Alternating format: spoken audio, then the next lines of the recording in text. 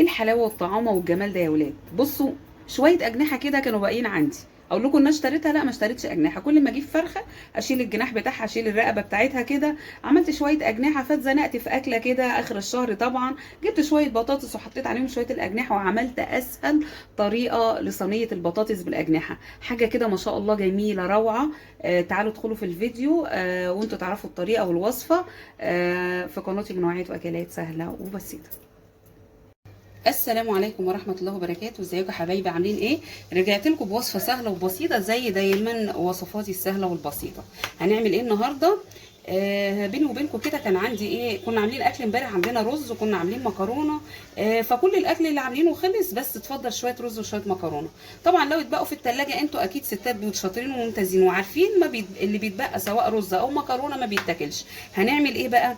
هنعمل اكله عندنا سهله وبسيطه وموجوده عندنا، هنعملها جنب الرز والمكرونه اللي عندنا وهتتاكل، والاكله دي جميله جدا. وحتى لو مش موجوده عندك هاتيها من بتاع الفراخ واعمليها، هتبقى حاجه ايه روعه. اللهم بارك. عندنا ايه هنا بقى؟ عندنا بصلتين، ده كله انا ضرباه في الكبه يعني عشان اختصارا للوقت. جبنا بصلتين وجبنا قرنين فلفل رومي وقرنين فلفل حامي وحوالي 3 حبايات طماطم. طماطم بقت مجنونه يا جماعه، ب 35 جنيه، يعني ربنا يحفظنا والله من الغلاء اللي احنا فيه. وكله رحنا ضاربينه في الكبه. وجبنا كل التوابل. انا حطيت ايه التوابل اللي حطيت فلفل اسود، وحطيت كمون، وحطيت كزبره، وحطيت شويه كاري وشويه كركم ومكعب مرق. ده كله حطيته كده، وبصل بودر وتوم بودر. البصل والبودر والتوم بودر حسب رغبتكم، لان احنا كده كده الوصفه فيها بصل عندنا. وهنحط برده شويه دبس رمان بيدي للوصفه ايه، ما اقولكوش يعني ايه، طعم حلو قوي. هنحط كده شويه، المعلقه اللي انا ماسكاها دي كبيره، فهنحط كده شويه يعني حوالي معلقه اهو كده.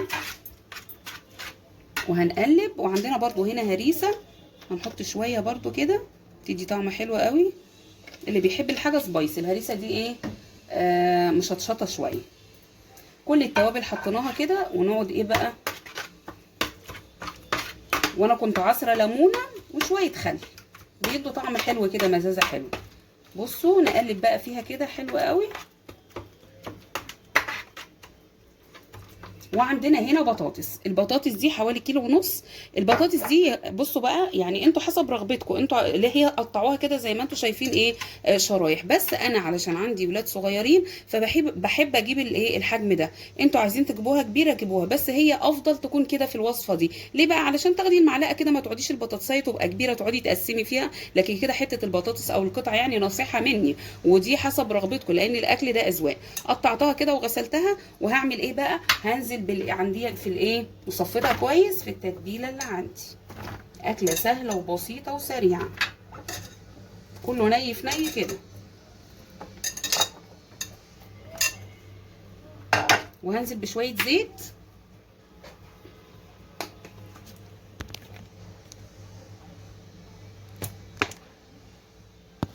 شويه زيت حلوين كده يعني.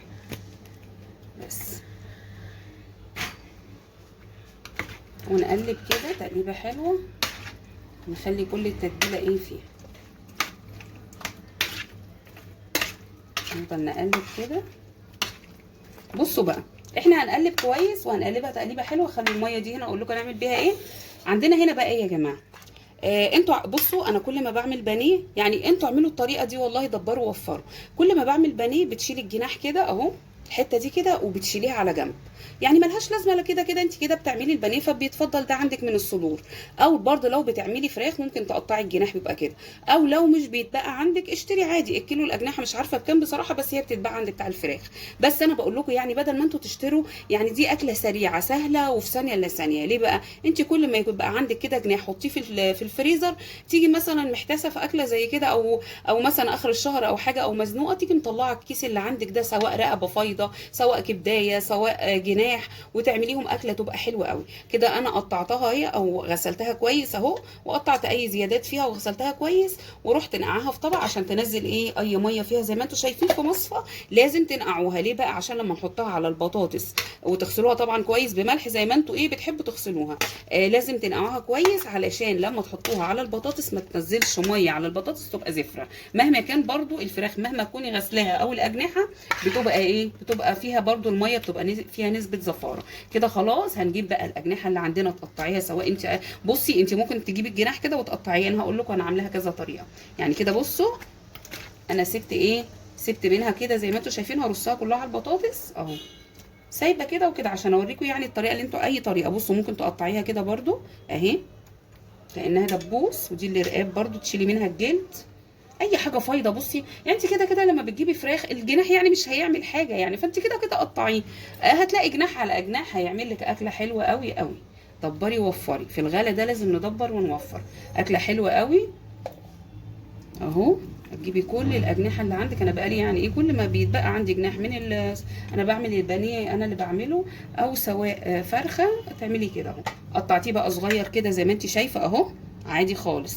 ممكن الاجنحه دي هي بتجيبيها بتاع الفراخ بتبقى كده، لكن انت لو عاملاها في البيت هتبقى ايه، هتبقى كده خلاص. لكن لو هتجيبيها اجنحه هتبقى كده زي ما انت شايفه.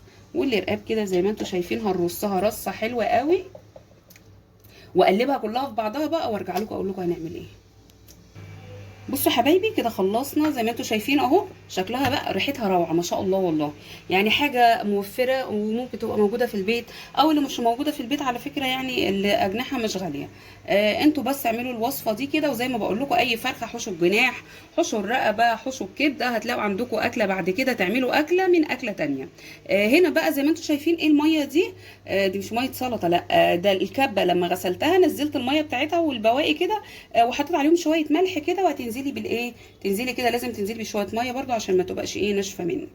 خلاص ونحطها بقى في الفرن على درجه حراره 200 كده في الرف اللي في النص، ما تحطهاش تحت عشان ما تتلسعش من تحت. هتستوي بقى تلاقيها كلها استوت والاجنحه دي نزلت الميه بتاعتها او الشوربه بتاعتها، وهتبقى احلى صينيه بطاطس بالاجنحه تاكلوها من ايدي. ايد قناه منوعات واكلات سهله وبسيطه. بالله عليكم بالله عليكم لو وصلتوا للثانيه دي ما تنسونيش في اللايك يا حبايب قلبي. اللايك بصوا مش هياخد منكم ثواني دلوقتي، بس وانتوا بتسمعوني دوسوا لايك، سواء على صفحتي على الفيسبوك منوعات واكلات سهله وبسيطه، وبرده على قناتي على اليوتيوب منوعات واكلات سهله وبسيطه. اكبر بيكم معاكم ان شاء الله فضلا منكم وليس امرا. هنحطها بقى وزي ما بقول لكم اهو شايفين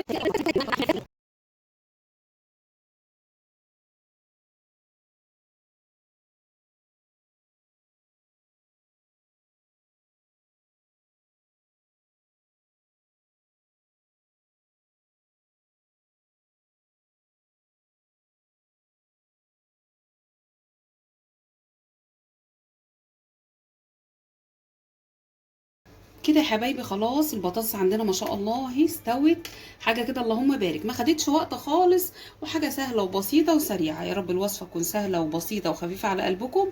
والسلام عليكم ورحمه الله وبركاته.